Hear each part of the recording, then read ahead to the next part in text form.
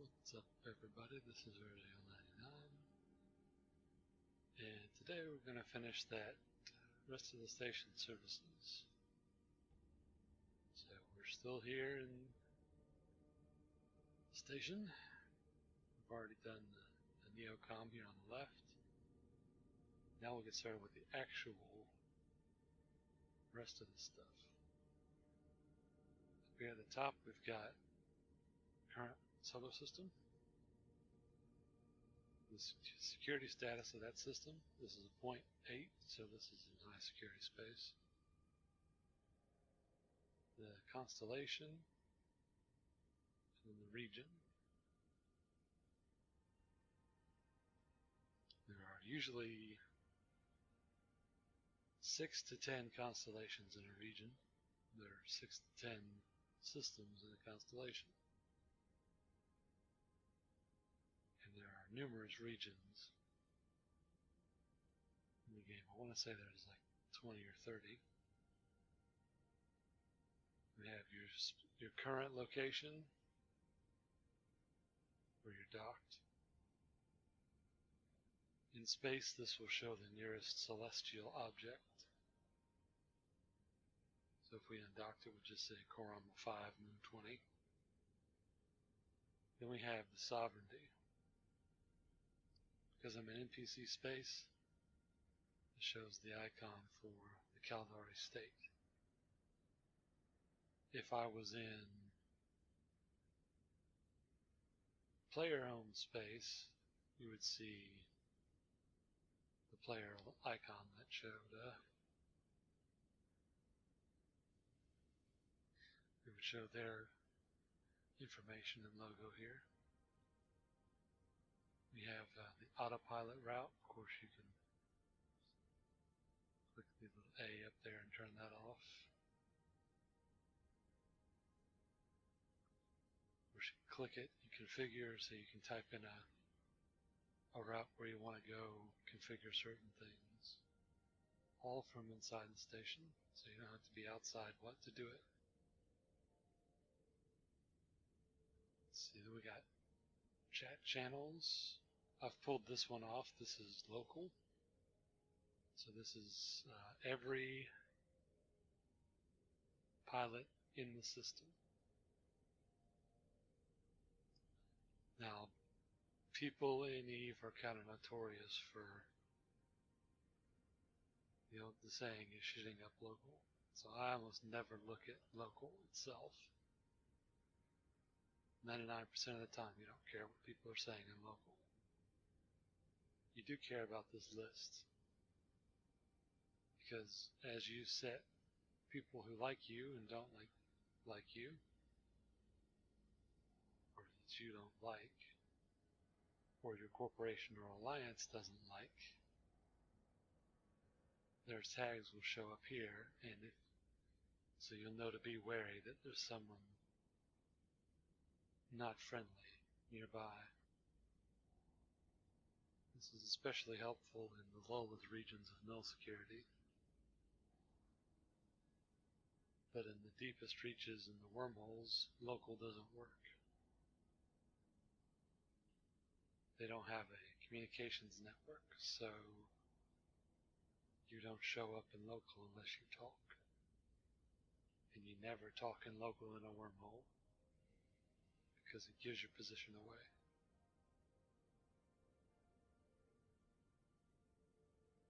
You don't want people to know you're there 99% of the time.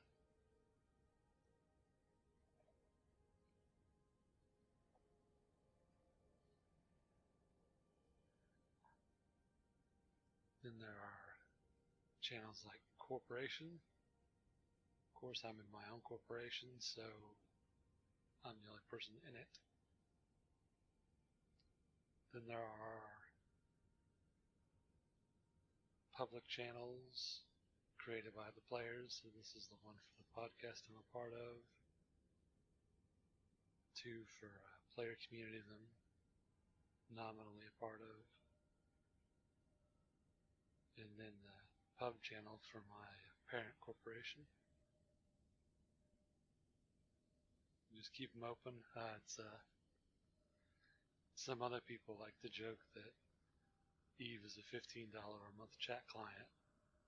And depending on how deep you want to go, I mean, you can have tons of channels. My personal record is, I want to say, 20 consecutive channels at one time, streaming all manner of things: community, media, help. I've had a few corporation pub channels up, a lot of intelligence channels, and I lived in middle security. I figured this amount of channels is appropriate.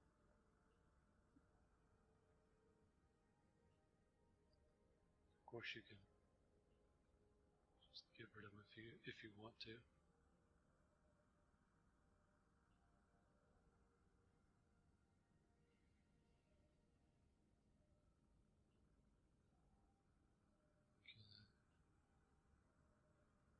But even if I get rid of this, I almost always have local open. Now, time for the actual station panel. And this panel indicates all the station's actual services. Top here, you'll notice the logo. This is, of course, the logo for Ishikone, who owns the station. You got two big buttons. The blue button enters the captain's quarters. And of course, this button is the undock button.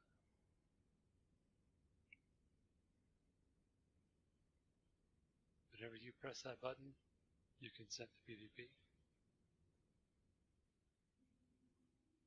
So, don't fly anything you can't afford to lose.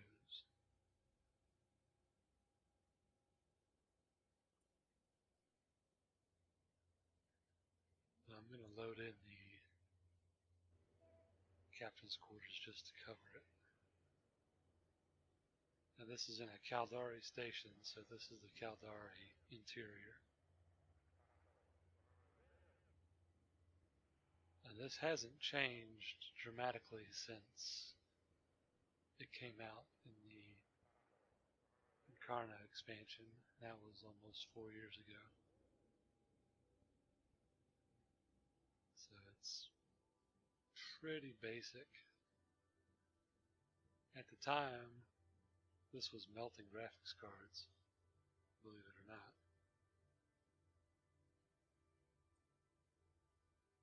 The interface for this, the whole Carbon engine was way ahead of its time.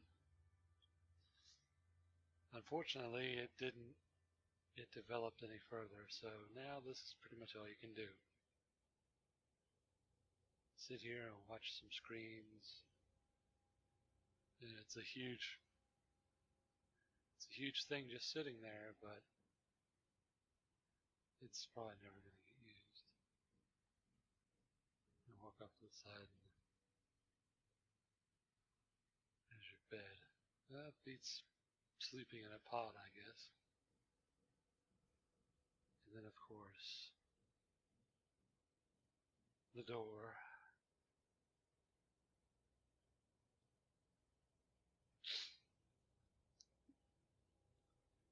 This is part of what got people so mad was they have the door and setup and everything, but nowhere to go. You just sit in here by yourself. It's like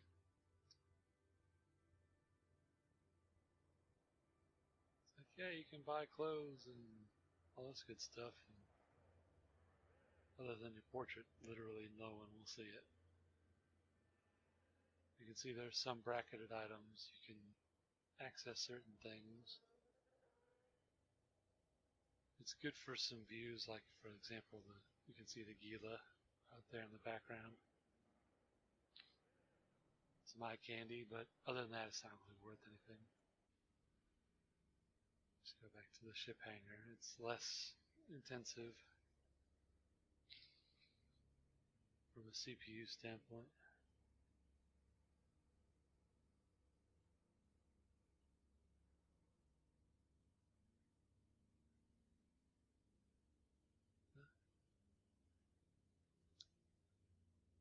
we've got the station services.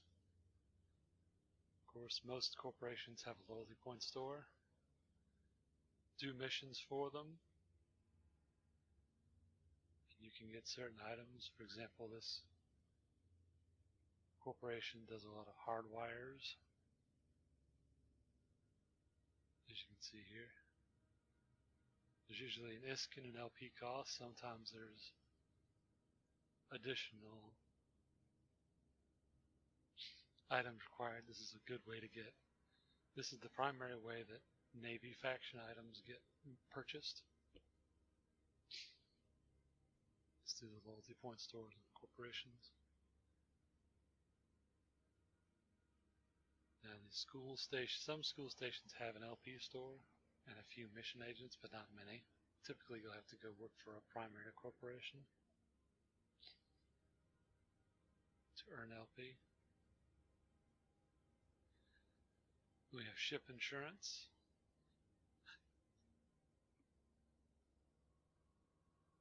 Now what this does is it offsets the loss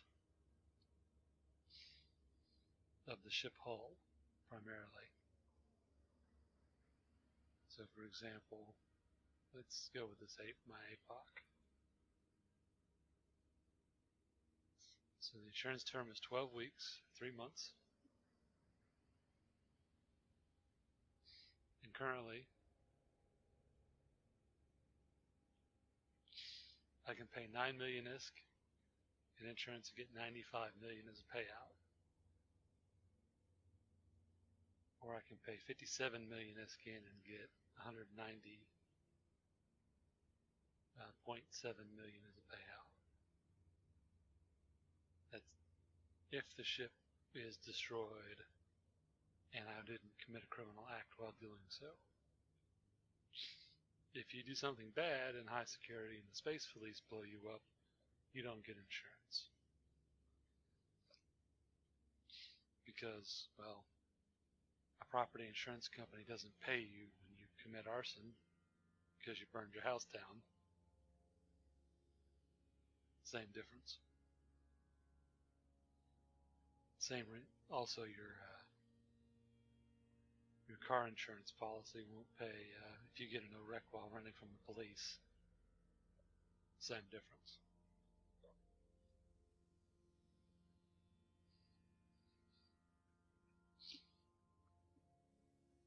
Now, it's especially when you're starting out,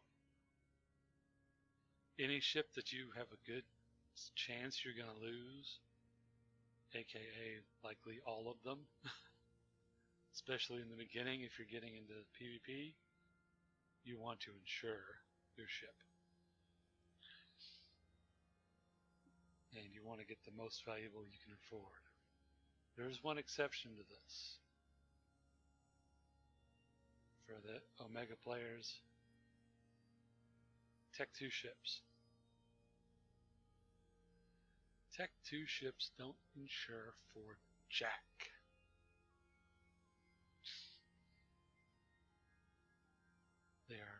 They only factor in the mineral price. They don't factor in all the extra stuff that goes into a Tech 2 ship.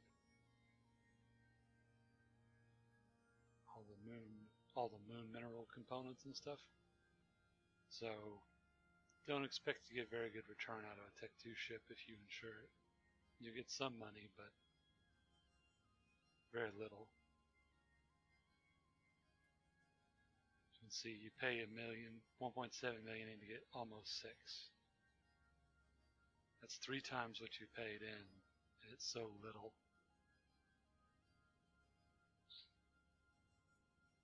Whereas with the APOC, you get almost 4 times what you paid in, and it's more closely resembles the cost of the hull. The Interceptor hull is closer to 15 million at least, and they only give you about 10 or 5 with insurance. It's not very efficient. And there's a tab for Perfectional Warfare. this will allow you to join the Capsuleer Militia for the area you live in, that you're currently in. And you can just, if you join, there's a special NPC corporation that you'll join. If your corporation's already a member, you'll be a member of that corporation in the militia. There are numerous faction warfare corporations working for either side of any war. There's two separate wars going on. There's this one is the Caldari State and the Galente Federation. And then on the other side of the cluster, you've got the Amar Empire fighting the Minmatar Republic. But I'll have to get a little more detail out of one of my contacts in faction warfare and give you a better episode on that. But this is where you can actually join. You can also see the state of the war zone. And as you can see, the Galente are kind of winning at this point. Which isn't surprised. Galente has a very strong militia. They're very well organized. We have the bounty office.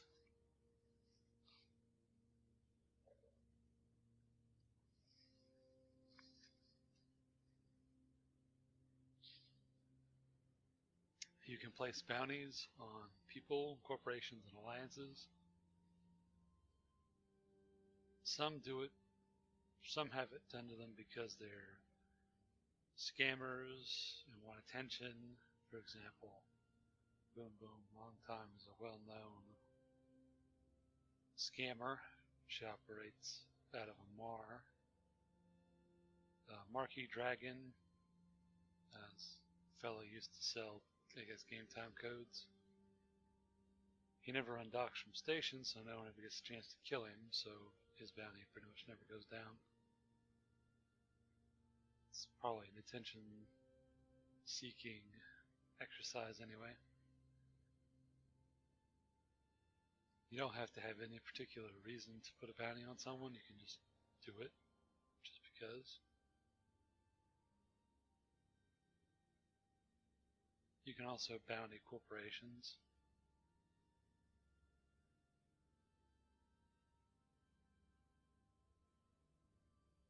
Someone put a bounty on Eve Ben.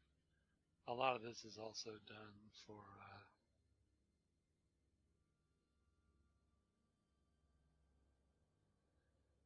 how should we put it? Publicity.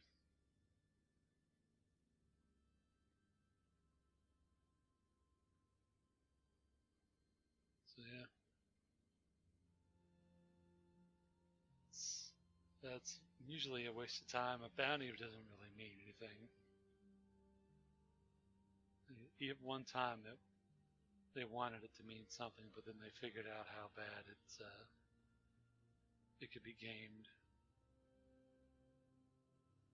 So,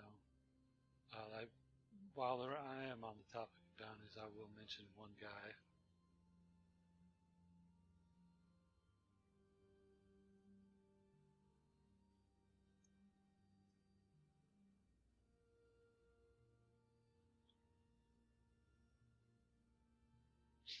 This guy, Mike Azariah. He does a lot of stuff helping new players. Yes, he has a 15 billion-esque bounty. No, he's not a bad person. He actually did that as... We actually did that as a joke. We wanted to make him a CSM member, a member of the player government with the highest bounty. So a few of our podcasting friends got together and we said, hey, put money on Mike's bounty. He sees it as a sign of appreciation. So don't worry about his bounty. It's kind of a running joke.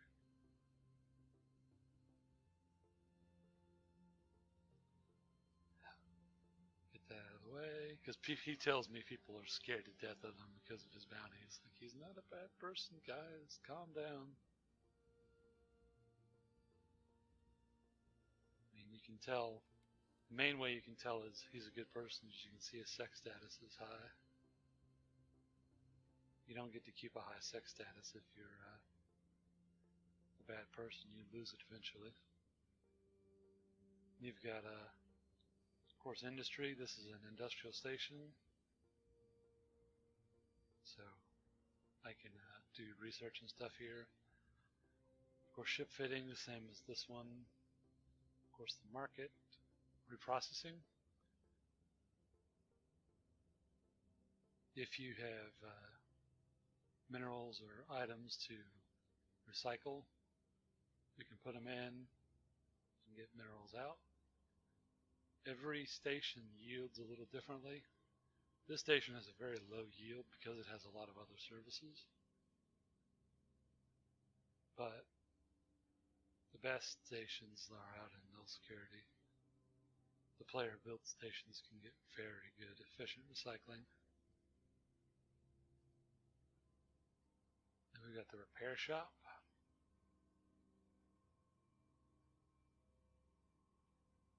You can repair modules, you can repair hull damage.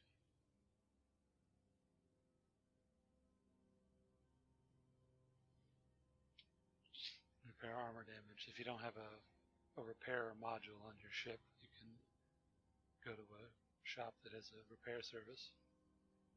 Most null security stations, this is free. It's one of those things the Alliance has that's kind of a perk. We have the Clone Bay Medical Services. We'll be covering this in its own section. Not every station has the Clone Bay interface, a true medical service, but I'll show you how you can get around that. Set your home station just about anywhere. I have the entry for the store.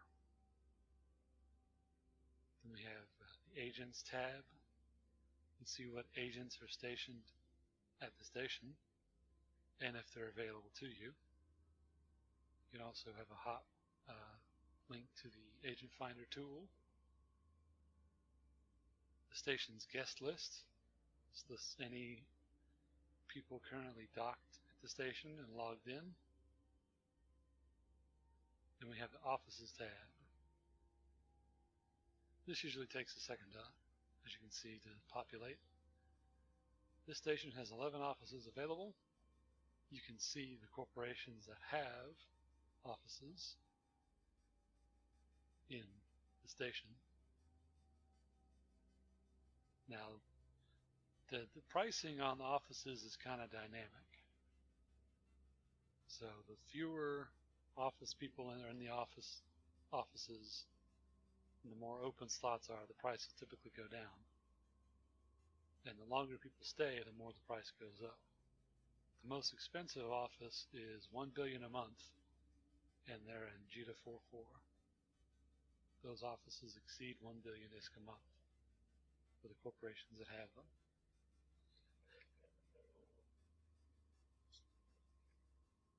Thankfully, you don't need an office to be able to do that, to do things in JITA.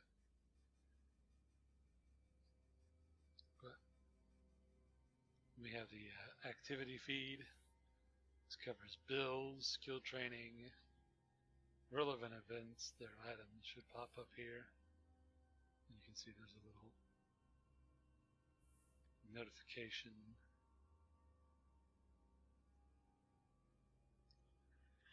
You can filter the notifications all you want.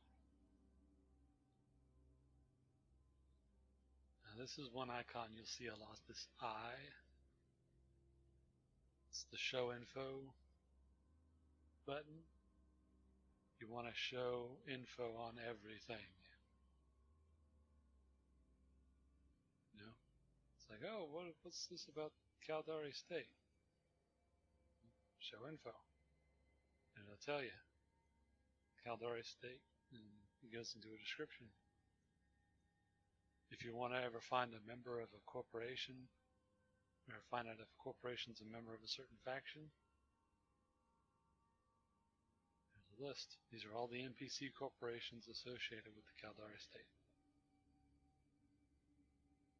Not all of these are Capsuleer corporations, however. Back a few years ago, there was a game called Dust 514 for PS3. So there are corporations that were used in Dust that were meant for spaceborne ground-based mercenaries. And you'll see a few of those stacked in the faction list. That should do it. That's the entire station interface. And of course you can stack all these windows together, so you can just go positively crazy. And now you know why it's spreadsheets in space. All this stuff here. Well, that'll do it for now. I'm Erzio99, and I'll see you next time.